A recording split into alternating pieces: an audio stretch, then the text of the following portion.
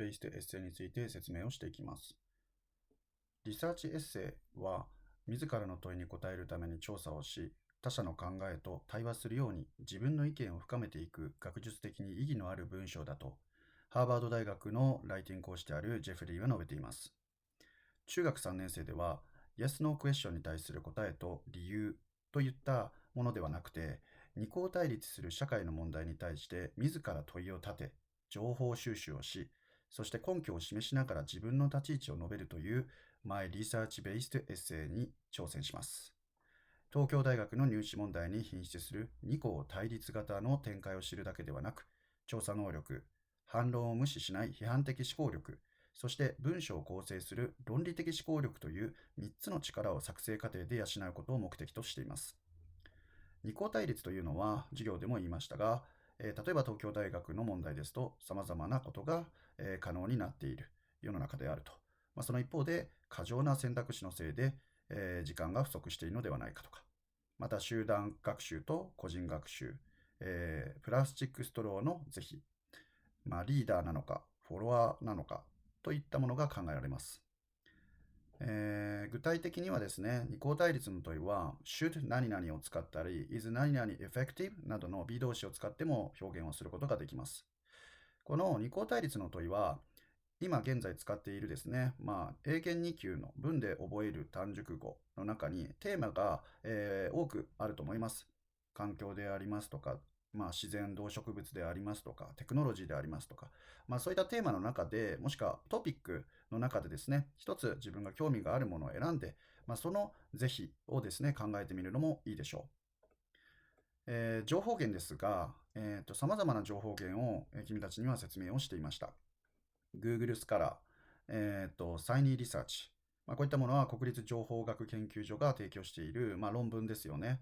J ステージも、似たようなものですが、東京大学のリポジトリとか、エリックというアメリカのね、教育関係のサイト、そして、医学系であると、医学系のものであると、PubMed、Central とか PMC ですね、とか、あと、物理関係だとアーカイブ、ニュース関係だとこういった、有名どころを持ってきていますよね。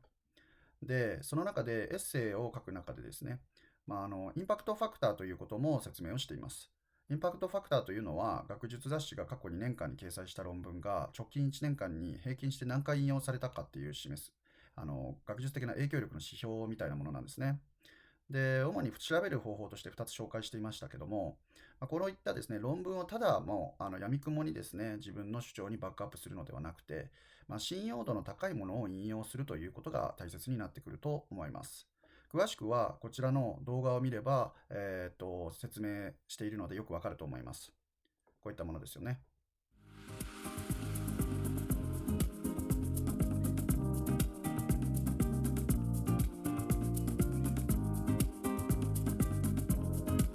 それでは、リサーチベースエッセイに分かったと思いますが、この論文自体がこんな感じで検索の方法もね、プラスチックと見えますか。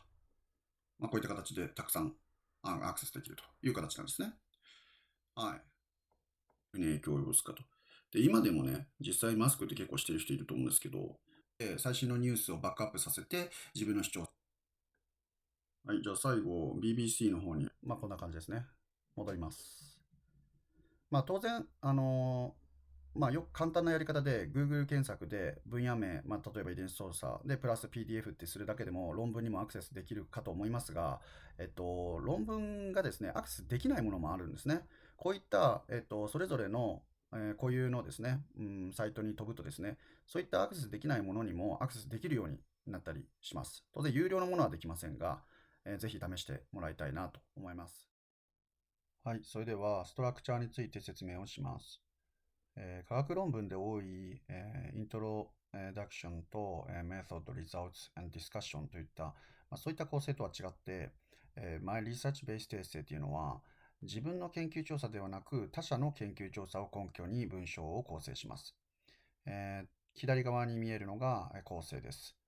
イントロ、そして、ボディ、ボディ、ボディ、コンクリュージョンですね。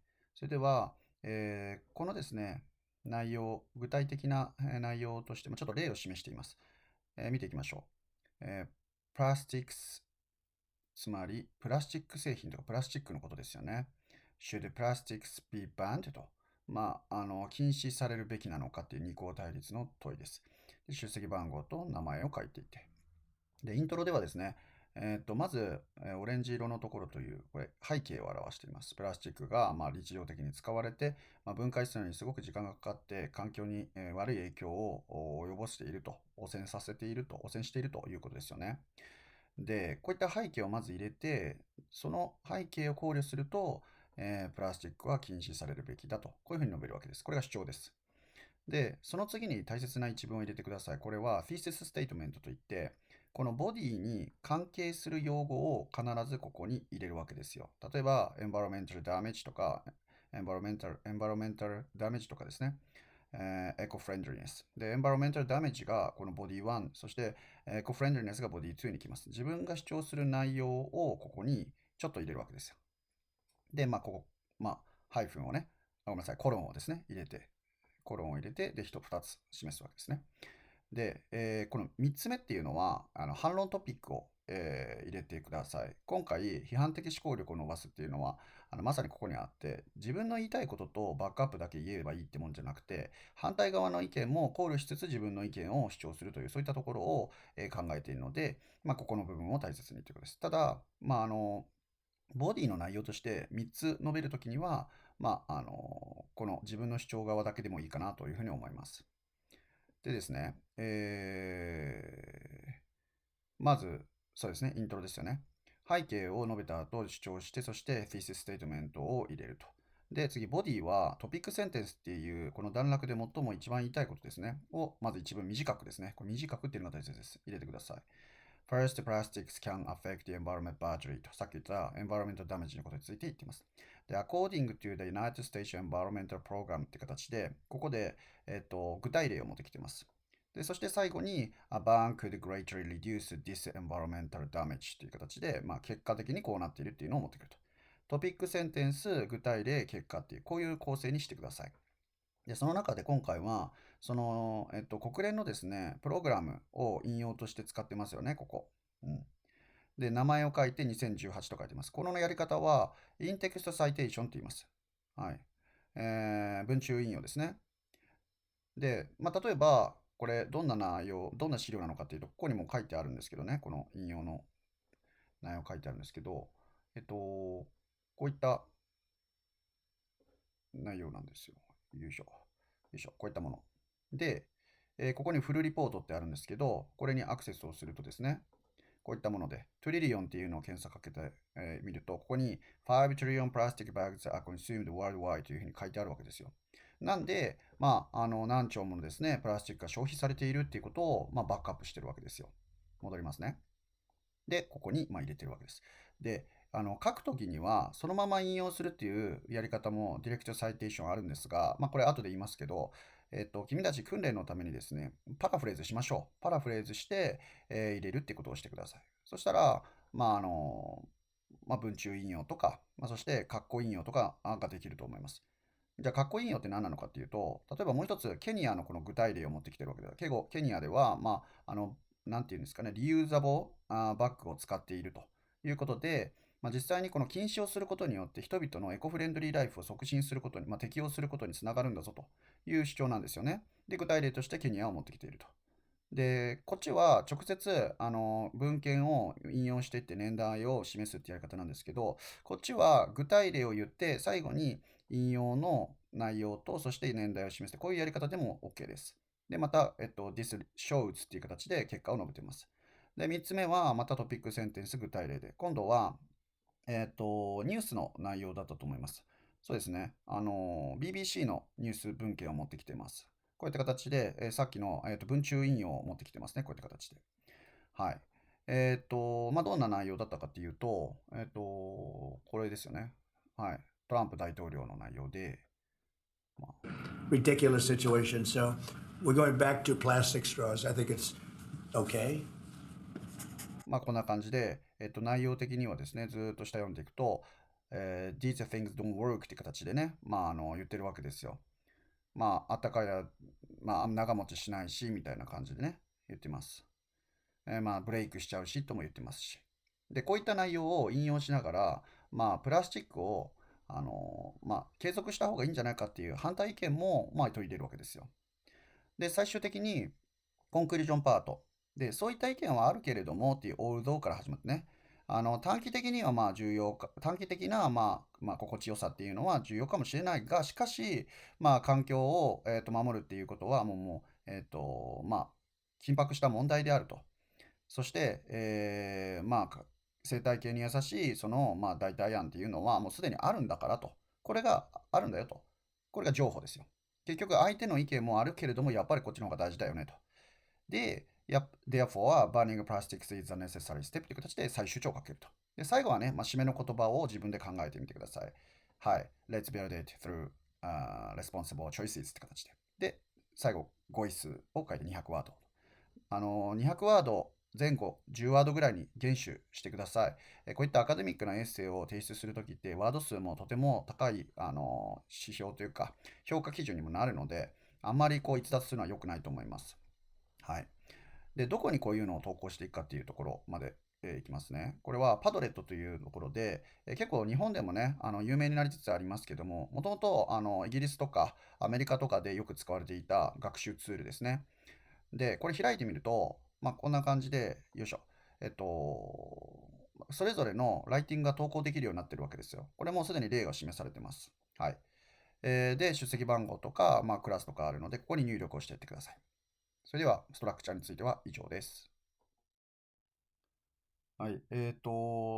パドレットについてですけども、こちらあります。で、パドレットに、投稿する際に一つ注意があります。必ず学校アカウントで番号と名前がわかるようにしてください。匿名投稿だと次回から編集ができなくなったり、古い投稿を削除してから再投稿しなければならなくなるので注意してくださいね。成功なアカウントで入るということです。はい、一応これ日本語訳も、私の例は載せています。確認してみてください。で、useful expressions ということで、イントロに使えるかなっていうもの、ボディ、そしてコンクリュージョンに使えるかなっていう用語集を載せています。例えば、ほにゃほにゃ is essential in modern times とか、nevertheless, nonetheless, なんとか have recently become a social issue とかね、regarding this とか considering this position can be argued, discussed とかね、from two viewpoints, A and B とかね。first of all, to begin with とイコールです。これ、授業でも言ったと思います。これ使ってみてくださいね。to begin with とか。according というほにゃほにゃとこういう言い方、さっきのね、確かこれですよね。文中引用で使っていますよね。で、ここ見てください。3人以上の著者がいる論文は、第一著者をまずは書いてですね、この who it's って。あとは、et al っていうんですね。その他、うんぬんかんぬんという形で、こういう、ものを書いてください。で、2人だったら、for it's and corn って形で、and っていうのを入れてみてください。はい。はい。で、for one thing 何々、一つには何々だとか。in addition、additionally, moreover こういうのも使いますね。The other point is that 何々と。it turned out that this method was neither time efficient nor cost effective. これなんか中間テストの内容でありましたよね。時間効率も費用対効果も良くないことが分かったとか。This resulted in 何々。これは何々という結果になったと。はい。いわゆるこの結果のところでの示し方でもね、as a result でもいいですけど。で、ボディ3には in contrast 対照的にこうだとか、on the other hand 何々とか、this suggests that 何々とか、これは何々ということを示しているとか。これは何々ということを指し示しているとかっていうのはね、言い換えとかでもよく使いますよね。はい。This is not the case with これも習いましたね。これは何々に当てはまらないと。This will lead to greater productivity in business と。はい。で、コンクリュージョンでよく使えるです。in conclusion とか to sum up, to put it in a nutshell 要するにと。くるみとかね、nutshell の中にそれを閉じ込めるとっていう意味合いから要するにという意味ですね。It is true that A may need 何々、however 何々とか、こういった形で情報を表すこともできますし、Of course, A is more beneficial, but B is more realistic. これも情報ですね。The benefits will outweigh the disadvantages とか drawbacks。この言い方、よく英検でも使えると思います。利点は欠点を上回るでしょうとか、そういう言い方ですね。はい。This approach seems more practical than her plan in the long run, in the long term とかね。こういったものとかもあります。はい。いいですか？なんかちょっとここ気にしないでください。なんかダブルクォーテーションありますけど。はい。で、ですね。こんな感じで表現集、ぜひぜひ使ってみてください。で、ここちょっと右上見えますかね？拡大しましょうか。見えるかな？はい。よいしょ。ちょこれ言いますけど、ダイレクトクォーテーションって言いますね。直接引用。こういう時は、ページ数まで示すのが結構礼儀かなと思います。Children learn social skills through play. で、山田って書いてますけど、あんまりね、直接、もうそのまんま引用することを直接引用って言うんですけど、パラフレーズしないでっていうことですね。で、これあんま多すぎると継ぎはぎだらけのエッセイになっちゃうので、できれば基本的には言い換えを重視して、一字一句抜き出す直接引用は、定義とかを示す引用だったらしょうがないですけど、それ以外は使わないようにしてほしいと思いますね。これはもう本当、一字一句同じものを抜き出すっていうやり方です。はい。この時ダブルクォーテーションマークでね、示すわけですよ。はい。どうですかね。はい。じゃあ、以上です。次に行きましょう。はい。じゃあ、参考文献に行きます。書き方はいろいろありますけど、学術論文やレポートの書式で、有名な APA スタイルを採用します。国際学会だったらですね、いわゆるタイトル内容も英訳して、最後に in Japanese って書くこともあるんですけど、今回は、著者、は英語にしてください。当然ね、何年っていうのは英語にしてください。はい。で、頭文字のアルファベット順に列挙をしていくものです。はい、じゃあまずね、書籍からいきましょうか。書籍は、まず名字を書いて、名前の頭文字を書いて、ピリオド。で、名字の、いわゆる、名字の後にはカンマを置いて、で、ピリオドを置いて、で、またピリオドを置いて、これは発関連ですね。で、タイトルを置いて、で、またピリオドを置いて、で、これ出版社。で、ピリオドを置いて。で、斜め文字というか、車体になっているのは、これがタイトルの部分です。日本語はこんな感じです。で、3人以上著者がいる場合には、2人だったらこんな感じなんですけど、最後の人の前に and を入れて示してください。で、第一著者とかは一番左に来るんですけど、それ以外でものすごく人がいる場合にはアルファベット順で OK です。で、こういったアドレスは必ず示してくださいね。じゃないと、アクセスできなければ、この本が存在しているのかとか、その他の文献もそうですけど、信頼できるものなのかっていうのが確認できないと意味ないので、はい。やっぱりこの参考文献を示すっていうことは、他の読んだ人がアクセスができるっていう大前提のもとで示すものなので、これ必ず示してください。あれば。はい。じゃあ次、ウェブサイトいきますね。こういった形で著者じゃなくて団体名の時もこう言って書いてください。で、いわゆる暦がわからない場合もあります。これが ND って示される場合ですね。例えばこの For Quality Education っていうサイトって、アクセスしてみるとですよ、こんな感じなんですよ。はい。これってどこにも、いわゆる、いつこのサイトのこのページができたのかってわかんないですよね。はい。なので、こういった形で ND っていうふうに示します。で、もしアクセスしてですね、日にちがわかるんであればこういうふうに書いてください。年月と。はい。で、タイトルはさっき言ったように車体にしてください。車体にしてください。はい。URL は短縮や開業をしないでなるべく1行で示してください。開業とかしないでください。じゃあ次いきます。オンラインニュースですね。はい。オンラインニュースも著者名とか団体名。これ著者名ですよね。で、これ団体名ですよね。で、日付を忘れずに。で、著者がわかる新聞記事であるならば、タイトルと新聞社を別に書いてください。タイトルと、これはわからなかったですね。こっちだと The Japan Times って形で、示してください。で、これあまりにも長いんで、しょうがなく2行にしてますけど、基本的に1行でね、さっき言った URL は示してください。いいですか？じゃあ次、ジャーナル、雑誌とかですよね。論文とかの一番有名なものと言っていいですかね、学術的には。で、英語でも日本語でも雑誌名が社体です。雑誌名ですよ。タイトルじゃないんですよ。雑誌名が社体。で、何巻とかあるじゃないですか。で、そういうのは斜めにして、で、え号数とか何号とかっていうのがあったら、これは、そのまんまなんですよ。ここら辺が細かいんですけどね。はい。ページは車体にはしません。ページ数ね。こういった形で。入れるときはこんな感じで、カンマ打ってからこういう風にしてください。カンマやハイフン忘れないようにしてください。いいですか？はい。で、こちら参考にしてみてください。で、これら例に載せているものっていいものばっかりなので、もし興味があったらアクセスして読んでみてくださいね。で、最後、ビデオいきます。ビデオも、いわゆる作成者というか、はい、が動画の投稿者名を著者として扱います。で、こういった形で。今回、TED トークスだったらこれ団体名ですけどね。で、これね、ぜひね、見てみてください。あ、これタイトルをこの場合は遮断します。だから雑誌の時とかは出版社を斜めにするんですけど、他の場合は大体タイトルを遮断にするわけですよ。で、この場合、ビデオっていうこういうのを入れてください。いいですか？タイトルの後に。はい。で、この、ウィル・スティーブンっていう方のプレゼンテーション、賢そうにプレゼンする秘訣っていうのはぜひ見てください。とっても勉強になります。プレゼンテーションの様々な、いわゆる技を教えてくれます。どのようにプレゼンテーションをしたらいいのか、どうやって調子を引きつけるのかっていうのがわかります。はい。まあ、こんな感じですね。Hear that? That's nothing. Which is what I, as a speaker at today's conference, have for you all. I have nothing. Nada. Zip. Zilch. Zippo. Nothing smart.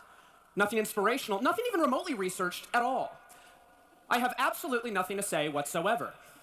And yet, through my manner of speaking, I will make it seem like I do.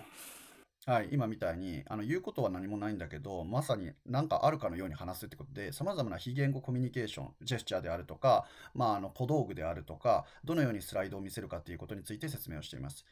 最終的にこのエッセイ、調査型エッセイをプレゼンテーションまで持っていく予定なので、ぜひこのプレゼンテーションを参考にしてみてください。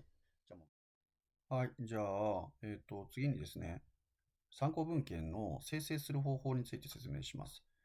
正直な話、2、3個ぐらいだったらですね、自分で、手打ちっていうんですか、した方が早いですね。ミスも少ないですし、確かにこのピリオドを打つとか、斜めにするとか、ややこしいように聞こえるかもしれませんが、今からする、いわゆる人工知能を使ったやり方ですと、結局ミスがあるんですよ。はい。じゃあ、ちょっと試してみましょうか。チャット GPT で試してみましょうか。そうですね。これは正しいものなんですが、適当に選びますけど、日本語のでもいきます。これにしましょうか。じゃあ、小学校国語科におけるうんぬんかんぬんってこれを、例えば、テキストコピーして、ここ貼ってですよ。で、あとは、この、いわゆるアドレスも貼っちゃいましょう。で、最終的に指令として、プロンプトを上記の URL と情報から API スタイルを示してと、これをテキストコピーして、示しますよと。よいしょ。じゃあどうなるか。こんな感じ。なんか大沢春夫さんって出てますけど、これもう全然違うんですよね。はい。実際にはですね、どういう人かっていうと、よいしょ。これが本元で、日本語と英語、J ステージ切り替えられるんで、こんな感じです。読み方わからなかったら、ちゃんとここ英語に直せることができるんで、直すと、この谷川さんとか、加藤さんとか、田中さんなわけですよ。大沢春夫さんで、安尾さんか、大沢安尾さんです。これ誰って話なんですよ。だから全然 AI ってもう適当なところがあるんですよ。確かに、で、このページ数とかも、もう全然違うわけですよ。ほら、8から15と書いてるでしょ。はい、違いますよね。なんで、自分で打った方が早い可能性あります。で、あと、うーん、仮にですよ、打ったものをちょっと修正、いわゆるやり方合ってますかとか、スペルミスありませんかっていうのは得意なので、それはいいんですけど、じゃあもう一つ、やるとしたら、この Scriber、APA Citation Generator っていうんですか、これをちょっと使ってみますね。これ何かっていうとですね、こういったサイトなんですよ。で、ここに論文のタイトルとか打ったら、もう検索かけてくれて、APA スタイルで引用を示してくれる。これすごい便利そうですよね。ちょっとこれ試してみますね。例えば、これで、そうですね。適当にこれタイトル入力してみましょうか。よいしょ。で、これで、あればなんですが、こうして、よいしょ、貼り付けて、で、サイトをやると。ありますね、これ。で、こうして押さえると、もう簡単にこうやって出てくるわけです。ここ見えます？これですよね。これは合ってますね。はい。だったら、このコピートゥークリップボードをこれを押して、もうあとは自分のエッセイに貼り付けちゃえば、参考文献一覧に貼り付けちゃえば、それでおしまいの話です。ただ、これもですね、もしかしたら間違ってる可能性一部あるので、これを、チャット GPT に、貼った後に、APA スタイルとして、待ってるっていうふうに、聞いてみることはできるかもしれないですね。ほぼ正しく書かれていますよって形で。はい。こういう形でチェックはすることはできるかもしれません。はい、いいですね。いずれにせよですね、こういった、サイトを使ったり、チャット GPT を使うことはできたとしても、最終的に大切なのって、AI に頼りすぎないってことなんですよ。書き方をさっき教えたので、照合精査を人がしなければいけないっていう、これ一番大事なところなので、AI に頼りすぎると痛い目見るぞというところを、この活動を通じて、知ってほしいなって思います。当然間違ってたら、これやり直しですとか、参考文献がうまくいってなかったらいくら内容が素晴らしくても信用がないので説得力なくなりますからね。これ致命的ですよ。はい。気をつけてください。それでは次に行きましょう。はい。それでは次は、Research Poster 研究ポスターについて説明をします。原稿がですね、実際に出来上がったらですね、以下のようなエッセイの要点をまとめた研究ポスターを書いてみましょう。Google ドキュメントとか、ワード、横向きの方がいいですね。で、1枚だけでいいです。作成するのは。いわゆるプレゼンテーションのスライドにちょっと似てますけど、エッセイの内容すべてを集約したものになります。で、結構これって中高生に作らせるとですね、なんかきらびやかなものにしたり、いわゆる色をいろんなものを使ったりっていうのが起こったりするんですね。これ目立てばいいってもんでもないんですよ。これを通してですね、ちょっと学んでほしいことがあります。それは配色はもう3つに限定してください。赤色が最も強調するところ、青色はやや強調、黒色は基本色として、3色に限定すると。そしてフォントは24ポイント以上を使って、このアライアルっていうのとか、オープンサンズっていうのが、いわゆるディスレクシアの方にも配慮した形になります。タイムズニューローマンとかはとても、いわゆる鋭い感じがするのでやめましょう。で、当然ですけど、文字数は極力少なくするということをすれば、聴衆が見たり聞いたり、したくなるという形になります。例えば、ワードだったらですね、こんな形で出てきますけど、ファイルのところで、印刷のところを選べば、縦横ってこうやって変えれるんですよ。で、余白とかも、こうやって狭いを選択して元に戻ると、こういった形でできます。元に戻るんですが、タイトルとかをここに書いて、自分の名前当然書いて、で、イントロとボディの内容をこういったタイトルで示して、いわゆるトピックセンテンスの内容の一部を大きく掲げると見やすいです。で、引用もこういう形で示しながら、部分的に情報提供をしていくという形です。はい。こういったことができるとですね、最終的にプレゼンテーションにつなげるときにより、端的にまとめられた方が、全て読み上げみたいになってしまうので意味がないんですよね。研究ポスターって効果的に見せることが大切なので、よく文字を選んで、そしてどんなイラストとか、挿絵を見せるのかっていうことも考えながらしてください。ちょっとこれ文字に被ってます。あんまり文字に被らない方がいいと思います。はい。実際の国際学会レベルの研究ポスターはこんなにシンプルではないんですけど、例えばですね、こんな感じです。配色もかなり綺麗ですよね。ただ、文字数がすごく多いと思います。これはなぜかというと、エッセイ、今回君たちがやる調査型エッセイではなくて、自分の研究についての、論文の説明なのでこんなに文字数が多くなるわけなんですね。ですけど、似ているところはあって、例えばこうやって引用を示していたりですね、しますし、1、2、3、4というふうに、いわゆる大きなイントロダクション、メソドロジー、リザルツ、コンクリュージョンという形で、パーツに分けて説明するというところは同じですし、タイトルも、書きますし、名前も当然書きます。所属先をこうやって示すっていうところも、あるんですけど、自分たちがこのポスターを効果的にいかにするか、いかに見せるかっていうことをよくよく、配色も含めて、考えてみることが大切かなというふうに思います。以上です。はい、それでは、自分のクローン音声を作ることによって発音練習をしていきましょう。プレゼンテーションを、していくという流れに今度は切り替えていきたいと思います。リサーチポスターもできたところでですね、自分の原稿の読み合わせを始めましょう。パドレットに投稿したエッセイが合格したら、以下のプレゼンテーション原稿に組み込んで、ナチュラルリーダーを使って自分のクローン音声を生成しましょうということで、こちらにナチュラルリーダーにアクセスできる、ナチュラルリーダーを使ったクローン音声の作り方をですね、説明した動画があります。例えばこんな感じですね。それでは、プレゼンテーションの前にモデル音声を作ってみましょう。そうすれば、that recordings of my voice そしてですね、最終的にクローン音声ができるとどんな感じかというと、で、ですけど、シェアしたくないって人はもう制度っていうのが出来上がるのネイティブに近い版です。Hi everyone, I'm Cito Iga. Today, let me introduce my future robot, William. Here's an AI image with his two... こんな感じですよね。結構自分の声に似た音声でナチュラルなですね、英語の発音をしてくれるわけですよ。で、このクローン音声を作ることによって、どんな原稿でも自分の発音の進化版というか、レベルアップしたどんな発音になるかっていうのを確認することができます。これすごいですよね。ぜひ自分のクローン音声を作って、正しい発音でプレゼンテーションができるようにしてください。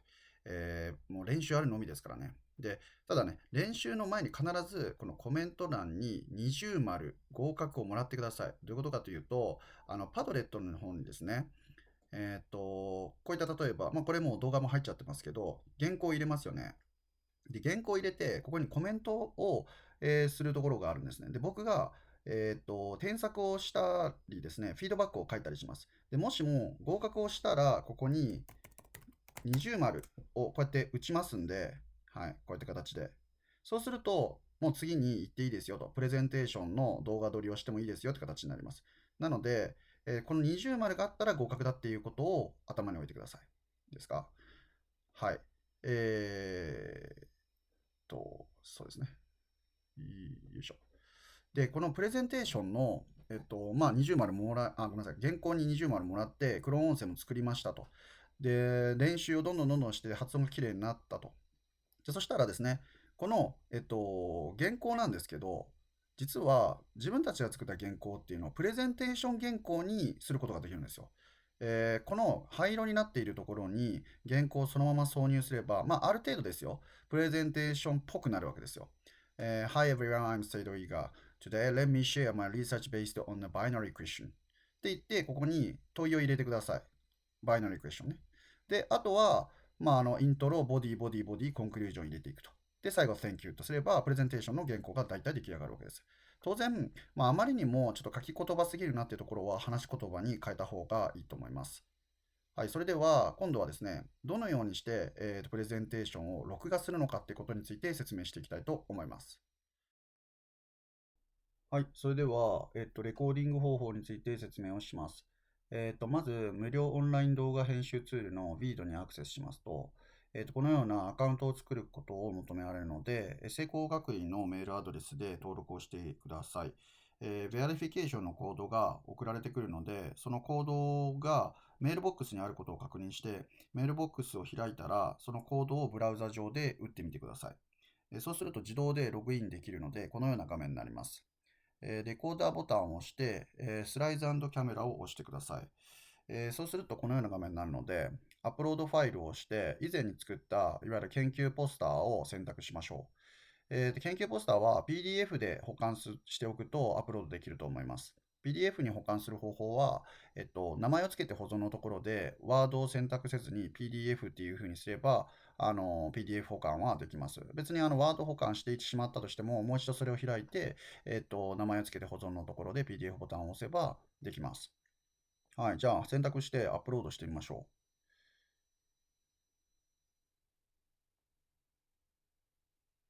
う。で、アップロードをするとですね、はい、こんな感じで出てきました。で、この位置をちゃんとずらして、で、これを限界まで引き伸ばしてください。よいしょ。できるだけこのレイアウトのところでですね、この画面にしてみてください。そうすると、プレゼンターとスライドがだいたいこう均等になるようにした方が、プレゼンテーション的にはかなり効果的なので、両方のですね、こう相互にやり取りしていると、プレゼンテーションのここですよ、ここですよ、ここですよってジェスチャーでありますとか、1、2、3のジェスチャー、もしくはアイコンタクトで見るとか、間を空けるとか、スティーブンのですね、テッドトークを参考に、しっかりとどのようなプレゼンテーションが効果的かっていうのを、考えながら録画してみてください。で、じゃあ、レコーディングをするんですけど、レコーディングは、よいしょ。ちょっと見えますか？ここにレコードボタンっていうのがあるんですよ。で、これを押しますね。そうするとスタートします。で、実際しっかり練習した内容を話していくんですけど、多少ちょっとカンペみたいなのはこのプロンプターっていうのを押せば出せますが、目が一つの方向を向きすぎると良くないので、このポスターとかを意識しながら、聴衆も意識しながら、目線が一定になりすぎないようにしてほしいと思います。で、ストップボタンを押すと動画が出来上がります。簡単ですよね。で、コンティニュー、プレイバックっていうのを押すと確認ができるので、実際しっかり練習した内容を、詰まってないかどうかをよく確認して、問題なければ、Done っていうボタンを押してください。で、ちょっと注意してほしいのが、全然練習してないのに、もしくはプレゼンテーションもグダグダなのに、詰まってばかりなのに、動画を、録画したり、そして、終わったっていうふうにダンってしないようにしてくださいね。これはちょっともったいないですよ。今まで原稿を一生懸命作ってきたので、もしくは研究ポスターもね、作ってきたと思いますんで、それをしっかりと活かすような最後のプレゼンテーションで、いいものを見せてください。いいですか？練習しっかりしてから録画してください。じゃあ、ダウンをします。で、ダウンをしたら、Continue with Water マークを押してください。こっち有料なので、はい、押します。ちょっとアップロード時間かかりますかね。どうでしょうか。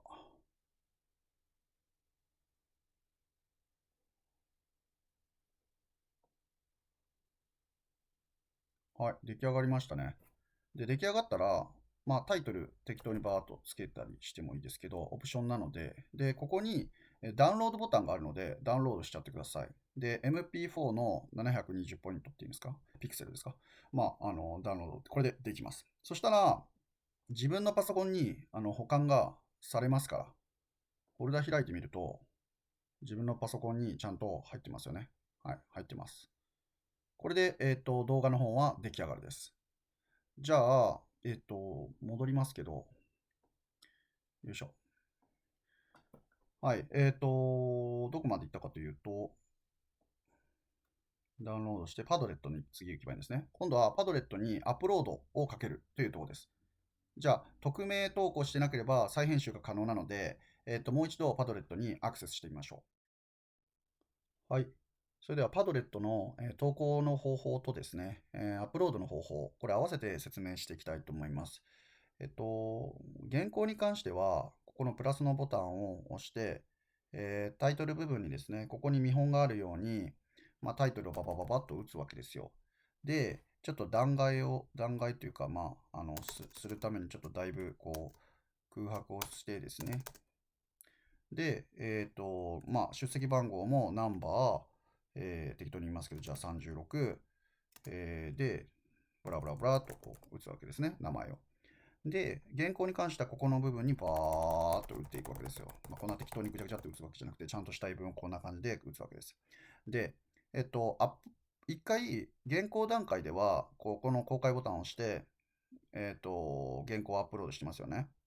で、ここちょっとなんかずれてますから、ちょっと調節をするためには、ここの投稿編集ってことを押して、ここを例えばパーってちょっとだけずらすと、これいい具合に寄るんですよ。ここら辺ちょっと加減が難しいですけどね。で、また仮にですよ、20丸を20丸もらっていれば、これで原稿はできているはずなので、で、その他のリサーチポスターとか、発音練習とかしたりしていくわけですね。で、動画も撮りましたと。で、動画撮ったら、最終的にもう一度ここに立ち返ってくるわけですよ。立ち返って、自分のアカウント、つまり成功のアカウントで入っていれば、もう一度開くことができます。で、編集を投稿して、アップロードボタンを押して、今度は動画を、先ほどの、ビードで録画した動画をアップロードかけるわけですよ。はい、できましたね。で、更新をかけたら、これで出来上がりです。実際にはこのような形で英文も書いてある、レファレンスイズもちゃんと書いてあって、最終的に僕の方で、ここにコメントをバーっとまた打ちたいと思います。よいしょ。こんな適当ではなくて、ちゃんとコメントを打ちたいと思います。発音についてですとか、ジェスチャーでありますとか、その全体的な内容でありますとかっていうことについてコメントしたいと思います。はい、以上ですね。それでは、デッドラインについて説明をしていきます。以下の予定で課題を提出していきます。AI に頼りすぎず、原稿が論理的な展開になっているかや、プレゼンテーションは非言語コミュニケーション、ジェスチャー、アイコンタクト、間の取り方にも配慮しているか注意して質の高いものを期日内に出していきましょう。平常点に大きく関わります。5月から6月26日、中間テスト後ですね。英検の2級、文で覚える単熟国語のトピックからヒントを得て、二項対立の問いを確定してください。おそらく中間講座の時には、とりあえずこういう問いにしようとかっていうふうになってたかもしれませんが、文献を収集をしてですね、整理をしていく中で問いというのは固まっていくと思うので、問いを固めるか、文献収集しながら問いを固めるかっていうところは、人によると思います。いずれにせよ、しっかりと、6月、7月の間は文献収集と二項対立の問いを確定させるっていうところをしっかりしていってください。8月の1日から、8月21日、ちょっと予定ではありますが、自分の立ち位置を決めてください。どういうことか。情報収集していく中で、やっぱ是、非でいくと是なのか、つまり賛成なのかとか、肯定的なのかとか、いや、これはすべきじゃないとかっていうのが固まっていくと思います。その立ち位置をしっかり決めて、情報を集めていってください。構成を意識しながら、原稿参考文献一覧を実際に作っていく期間っていうのが、ここの期間です。頑張ってください。当然、早い段階に問いを決めて、情報収集をして作成していくっていうことも、いいと思いますよ。はい。実際8月の22日にパドレットに原稿を、そして参考文献一覧を投稿してください。私が、順次フィードバックをつけたり、添削をしたり、していきます。修正があれば再投稿になりますが、二重丸があれば合格になります。8月23から11月27日、二重丸をもらった人から研究ポスターを作っててください。PDF に保管ですね。で、11月の28から1月の18日、クローン音声を作って、そしてプレゼンテーションの練習、そして録画をしてってください。これ、冬休みの間にできるということです。イメージ的には、8月、いわゆる夏休み中に原稿をアップロードちゃんとかけて、そして、研究ポスターを、秋口にして、そして冬休みに、動画を録画を、プレゼンテーション録画をすると。で、最終的に1月の19日。これちょっと結構休みがあるんですけど、その休み明けぐらいにアップロードをちゃんとかけて終了といったことになります。黄色の期日は厳守ですよ。はい、以上が My Research Based Essay の説明です。大変レベルの高いプロジェクトになりますが、きっと君たちならできると信じています。では頑張っていきましょう。